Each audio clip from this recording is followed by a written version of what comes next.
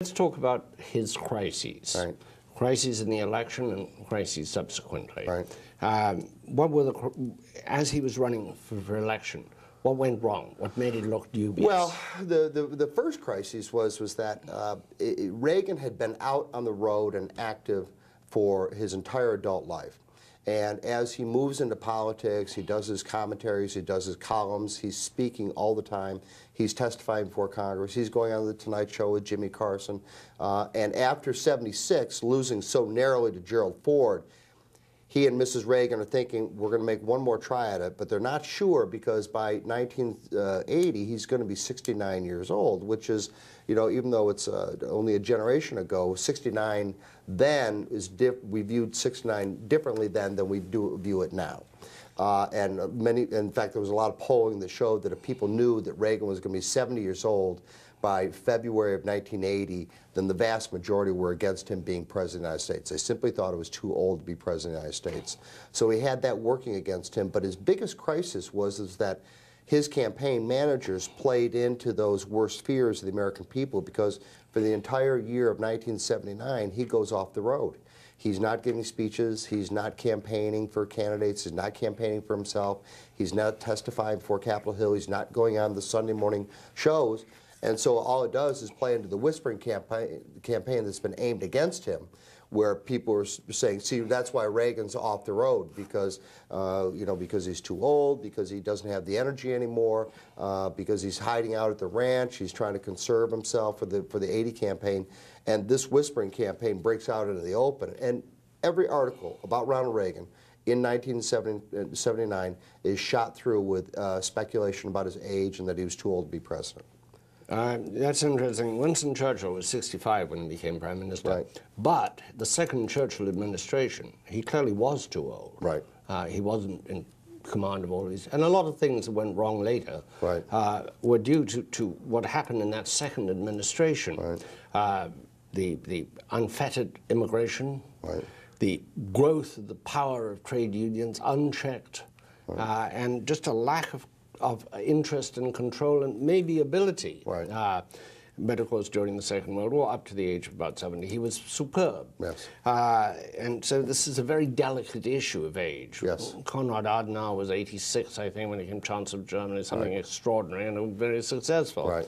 But you do have the concern, and Reagan, in a way, left a concern because of his later Alzheimer's. But that came much later after his presidency. That didn't come about until 1994. But it does leave the concern as to what can happen to an older leader. Right, right. It leaves a concern. But there was virtually everybody who dealt with Ronald Reagan in his presidency. Everybody said that that there was no sign whatsoever that he was vital, he was active, he was engaged, he was well read. But he was blindsided, was he not, by Iran-Contra? Yes. He was. So he wasn't quite on top of what was going on in that except that the sense. facts have proven that there was a rogue element inside of his administration that he and his top aides were not aware of, and that all the facts that have come out during the trial and in the period afterward have shown that. Tell me about the crises of his presidency besides Iran-Contra. And then we can Berlin, I mean, Beirut was, but that also led him off into a different way of thinking, looking at foreign policy. All the Marines, when over 200 Marines were killed by a suicide bomber, right, in Beirut. But nobody quite knew why they were sitting there outside of Beirut. It was showing force, but for what purpose? Right. Nobody knew, including him, right. among the others. Right. But it also led him to view the world and view the Soviets in a different, and how to take on the Soviets in a different way, which led him to a third way. A suicide bomber outside of Beirut changed his view about the Soviets? Instead of using the U.S. military to directly engage the enemy, to work instead with indigenous forces like Solidarność in Poland and the Velvet Revolution and Lech Walesa. A lesson in that? Was there a lesson in that George W. Bush missed, or a lesson in that Barack Obama is missing? I hope that they're smart enough to see that the best thing we could be doing, for instance, in Iran, is to work with the indigenous forces that want to overthrow the Ahmadinejad and his dictatorial government there. But it certainly worked in Nicaragua, El Salvador, in the Warsaw Pact and in the Soviet Union is to work with the indigenous forces that were opposed to communist oppression and were forces for freedom. Instead of engaging directly with the U.S. military, instead work quietly via with Margaret Thatcher and with John Paul II with these forces.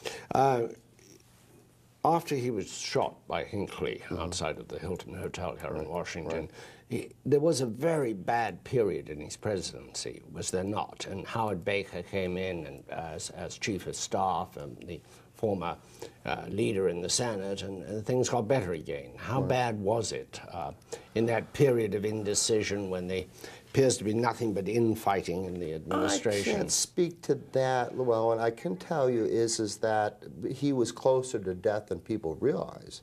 This devastator bullet was 1 inch from his heart. He'd lost a substantial amount of blood, and he was in far more closer to death than people realized at the time.